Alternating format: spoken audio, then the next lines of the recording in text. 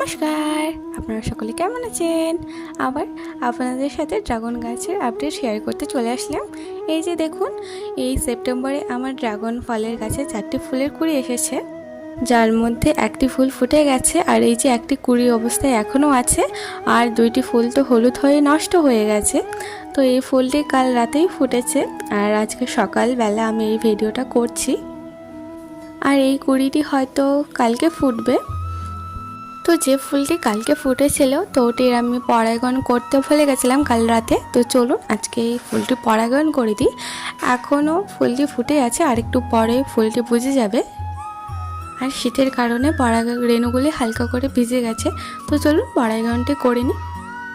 আর আমাদের এখানে তো টানা কয়েকদিন ধরে প্রচুর বৃষ্টিপাত হচ্ছে, আর এই যে দেখতে পাচ্ছেন এই 2টি ফুলের কুড়িগুলো হলুদ হয়ে গেছে। তো এগুলিকে গাছ থেকে তুলে নেব, কারণ এগুলি থেকে তো আর ফুল ফল কিছুই হবে না। ভাবছিলাম যে 4টা কুড়ি থেকেই ফুল ফল পাবো, কিন্তু এত বড় হয়ে যে ফুলের কুড়িগুলি নষ্ট হয়ে যাবে সেটা আমি ভাবতেই পারিনি। খুব কষ্ট লাগে এরকম এত বড় হয়ে যাওয়ার পর ফুলের কুড়িগুলি নষ্ট হয়ে গেলে। আর নিজের হাতে লাগানো এরকম ফুল ফলের গাছ থেকে যখন ফুল ফল পাওয়া যায় তখন খুবই ভালো লাগে। আশা করি আপনারা সকলে সেটি অনুভব করেন।